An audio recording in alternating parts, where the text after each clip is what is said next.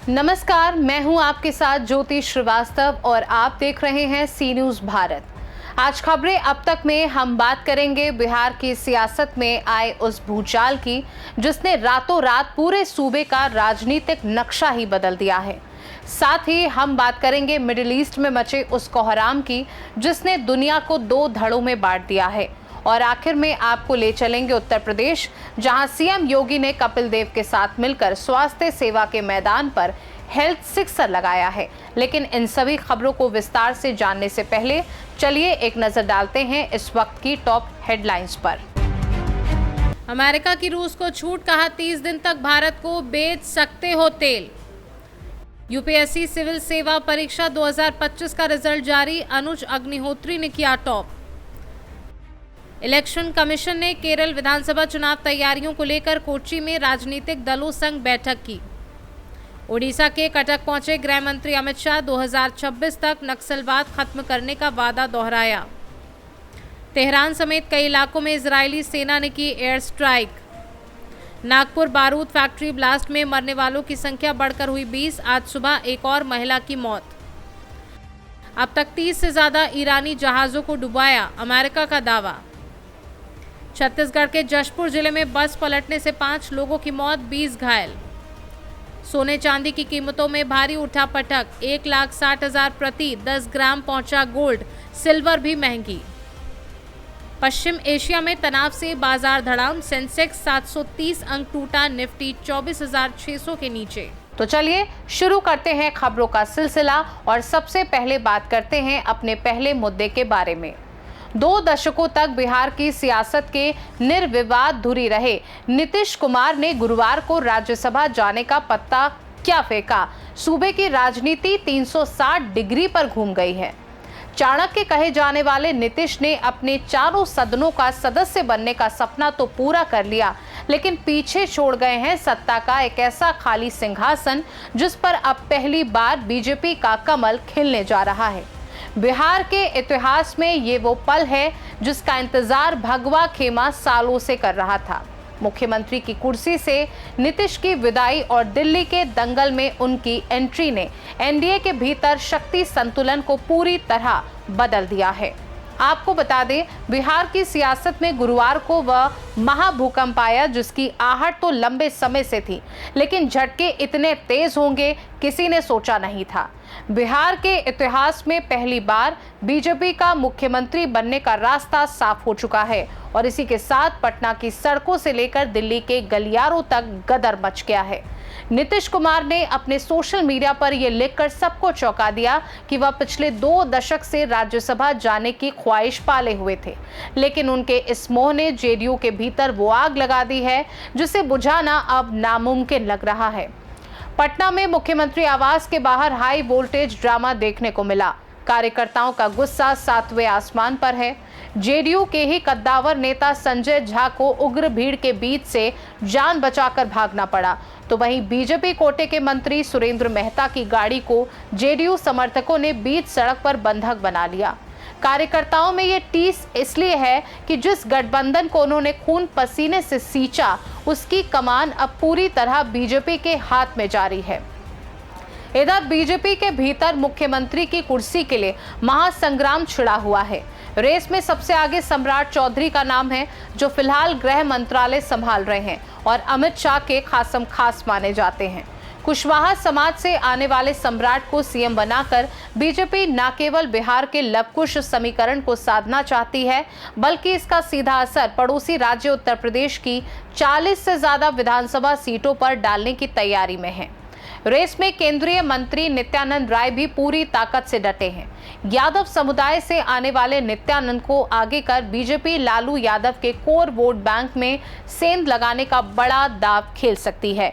इनके अलावा दिलीप जायसवाल और संजीव चौरसिया जैसे नाम भी हवा में तैर रहे हैं, लेकिन बीजेपी अपनी पुरानी फितरत के मुताबिक किसी सरप्राइज फेस को लेकर सबको सन्न भी कर सकती है। वहीं नीतीश कुमार के जाने के बाद जेडीयू में अब वंशवाद बनाम विरासत की नई बहस छिड़ गई है। चर्चा है कि नीतीश के बेटे निशांत कुमार अब सक्रिय राजनीति में उतरेंगे। उन्हें विधान परिषद भेजकर जेडीयू कोटे से उप मुख्यमंत्री बनाया जा सकता है। चर्चा है कि इस बार जेडीयू को 2 डिप्टी सीएम पद मिलेंगे।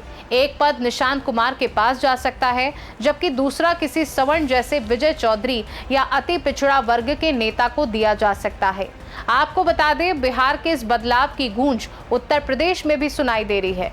यूपी जेडीयू अध्यक्ष अनूप पटेल का मानना है कि नीतीश के दिल्ली आने से यूपी, एमपी और अन्य राज्यों में पार्टी मजबूत होगी। पूर्वी उत्तर प्रदेश के देवरिया, बलिया, गाजीपुर और चंदौली जैसे जिलों में बिहार की राजनीति का गहरा असर है। बीजेपी को उम्मीद है कि बिहार में ओबीसी मुख्यमंत्री बनाकर वह यूपी के कुशवाहा, मौर्य और शाह के मतदाताओं को साध लेगी, जो 2024 के लोकसभा चुनाव में छिटक गए थे। यूपी जेडीयू के अध्यक्ष अनूप पटेल ने बदायूं में साफ कर दिया कि नीतीश का केंद्र की राजनीति में आना एक मास्टर स्ट्रोक है। इसका फायदा पूर्वांचल के उन इलाकों में मिलेगा जहां बिहार की राजनीति का सीधा असर होता है। महाराजगंज, कुशीनगर, देवरिया और बलिया जैसे जिलों में बीजेपी अपनी खोई हुई जमीन वापस पाने के लिए बिहार के इस पावर शिफ्ट को हथियार बनाएगी।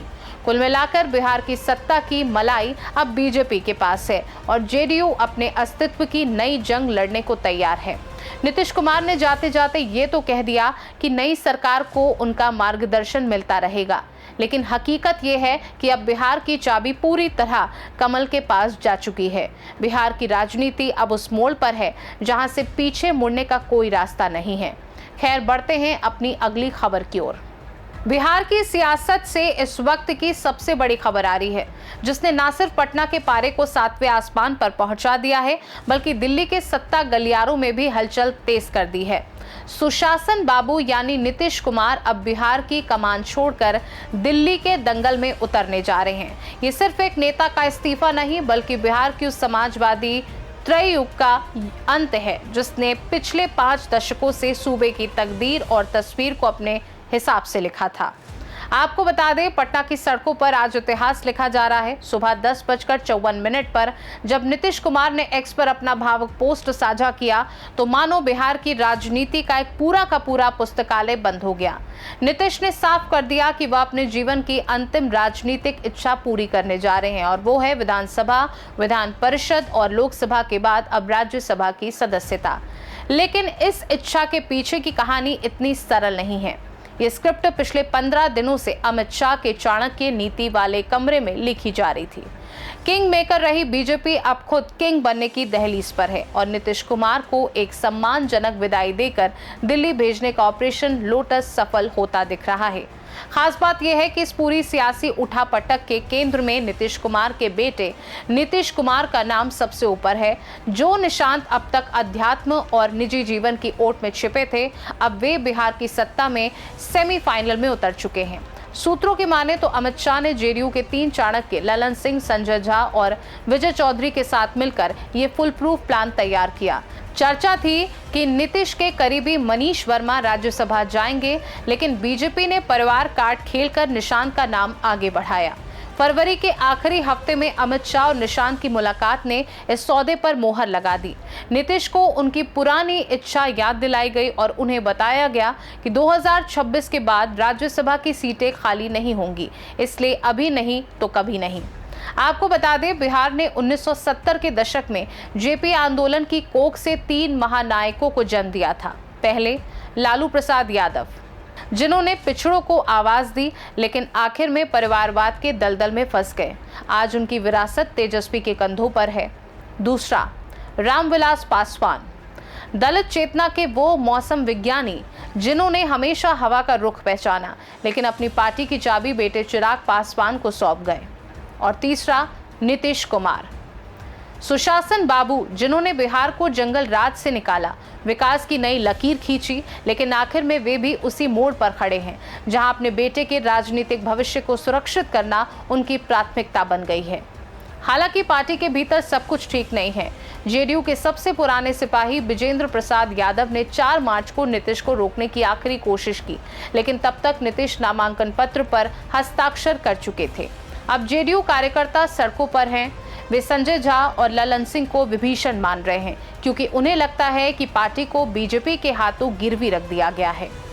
देखा जाए तो नीतीश कुमार का राज्यसभा जाना बिहार की राजनीति में उस समाजवादी चैप्टर का क्लोजर है जिसने मंडल कमीशन के बाद की पूरी पीढ़ी को प्रभावित किया। अब मुकाबला नया है, जाति बनाम विकास। एक तरफ अमित शाह और पीएम मोदी कर्पूरी ठाकुर को भारत रत्न देकर एबीसी वोटों को बीजेपी के साथ जोड़ रहे हैं, तो दूसरी तरफ तेजस्वी यादव जाति से ऊपर उठकर नौकरी का नैरेटिव सेट कर रहे हैं। वहीं प्रशांत किशोर जनसुराज के जरिए इन तीनों दिग्गजों के 35 से 40 सालों के शासन को चुनौती दे रहे हैं। बिहार की मिट्टी में आज फिर से एक नई क्रांति की गंध है। बस देखना यह है कि इस बार ताज किसके सिर सजता है और बिहार का भविष्य किस करवट बैठता है। खैर, बढ़ते हैं अपनी अगली खबर की ओर। ईरान के धधकते रेगिस्तान से लेकर समंदर की लहरों तक इस वक्त बारूद की गंध है। मिडिल ईस्ट में छिड़ी भीषण जंग के बीच दुनिया के सबसे बड़े पावर प्लेयर अमेरिका ने एक ऐसा फैसला लिया है जिसने अंतर्राष्ट्रीय कूटनीति के सारे समीकरण बदल दिए हैं। जिस रूस पर पाबंदियां लगाकर अमेरिका उसे दुनिया से अलग थलग करना चाहता था, आज उसी रूस के तेल के लिए वॉशिंगटन ने भारत को स्पेशल डिस्काउंट वाली छूट दे दी है। जी हां, बड़ी खबर है। महीनों से समंदर की लहरों पर भटक रहे रूसी तेल जहाजों के लिए संजीवनी मिल गई है। ईरान इजराइल युद्ध के 7वें दिन जब ग्लोबल ऑयल मार्केट में हाहाकार मचा है, तब अमेरिकी ट्रेजरी सेक्रेटरी स्कॉट बेसेंट ने भारत को अगले 30 दिनों तक रूसी तेल खरीदने की अस्थायी छूट देने का ऐलान किया है। ये वही अमेरिका है जिसने यूक्रेन युद्ध के बाद भारत को रूसी तेल ना खरीदने की बात कही थी, लेकिन आज ईरान की आग ने अमेरिका को झुकने पर मजबूर कर दिया है। ट्रंप प्रशासन को डर है कि अगर रूसी तेल बाजार में नहीं आया तो दुनिया भर में पेट्रोल डीजल की कीमतें रॉकेट बन जाएंगी। आपको बता दें, भारत की सरकारी तेल कंपनियां आईओसी, बीपीसीएल, एचपीसीएल और एमआरपीएल जो पिछले कुछ समय से वेट एंड वॉच की मुद्रा में थी, अब एक्शन मोड में आ गई हैं। प्रतिबंधों के डर से जो रूसी टैंकर बीमा और पेमेंट की अनिश्चितता के कारण बंदरगाहों पर नहीं लग पा रहे थे, अब उन्हें ग्रीन सिग्नल मिल गया है। भारतीय रिफाइनरियों ने व्यापारियों के साथ मिलकर लगभग 20 मिलियन यानी 2 करोड़ बैरल रूसी तेल का इंतजाम कर लिया है। भारत के पास फिलहाल 50 दिनों का तेल रिजर्व है, लेकिन इस छूट से भारत की ऊर्जा सुरक्षा को वो मजबूती मिलेगी जो ईरान संकट के बीच बेहद जरूरी थी। वहीं दूसरी तरफ युद्ध के 7वें दिन ईरान से जो खबरें आ रही हैं वो रूह कपा देने वाली है। यूनिसेफ की रिपोर्ट के मुताबिक इस सैन्य संघर्ष में 180 बच्चे मारे गए हैं। इनमें 168 लड़कियां वो थी जो 28 फरवरी को मिनाब के एक स्कूल में पढ़ाई कर रही थी जब मौत ने वहां तांडव मचाया। डोनाल्ड ट्रंप ने साफ कह दिया कि उन्हें गैस की कीमतों की परवाह नहीं है। उन्होंने खुलेआम ऐलान किया है कि खामनेई के बाद ईरान का अगला नेता कौन होगा, इसमें उनकी सीधी भूमिका रहेगी। यूएस सेंटकॉम कमांडर ने दावा किया है कि अमेरिका ने अब तक 30 से ज्यादा ईरानी जहाज और उनके घातक ड्रोन शिप समंदर की गहराई में दफन कर दिए हैं। वहीं जंग के बीच फंसे भारतीयों के लिए एक और अच्छी खबर है।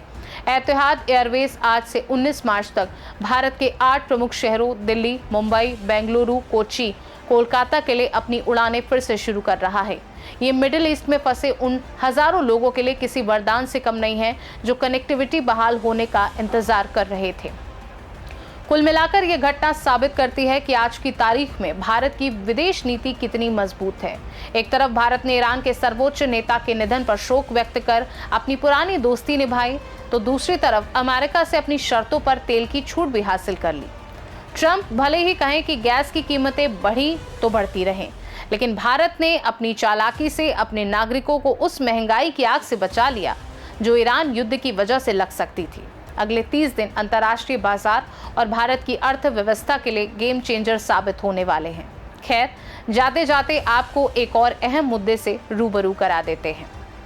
उत्तर प्रदेश के मुख्यमंत्री योगी आदित्यनाथ ने जेवर और दादरी की धरती से स्वास्थ्य क्रांति का नया शंखनाद कर दिया है। जी हां, मौका था केडीएसजी सुपर स्पेशलिटी अस्पताल के उद्घाटन का, जहां सीएम योगी ने न सिर्फ रिबन काटा बल्कि डॉक्टरों को जीत का मंत्र भी दिया।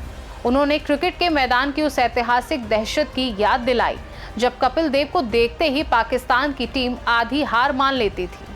योगी ने साफ कह दिया कि अगर डॉक्टर का व्यवहार मानवीय और आत्मविश्वास से भरा हो तो मरीज की आधी बीमारी तो उनके चैम्बर में घुसते ही दम तोड़ देती है। वहीं योगी ने विपक्ष पर करारा प्रहार करते हुए कहा कि यूपी कभी वन डिस्ट्रिक्ट वन माफिया के लिए बदनाम था, लेकिन आज उनकी सरकार one district one medical college और ओडीओपी के जरिए विकास की नई इबारत लिख रही है। यूपी आयुष्मान योजना में नंबर 1 है। 5 करोड़ 60 लाख से ज्यादा गोल्डन कार्ड बन चुके हैं।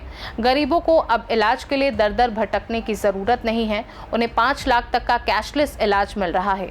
आपको बता दें, ये अस्पताल क्रिकेट लेजेंड कपिल देव और उद्योगपति सुनील कुमार गुप्ता का ड्रीम प्रोजेक्ट है, जिसे डीवाई पाटिल ग्रुप चलाएगा।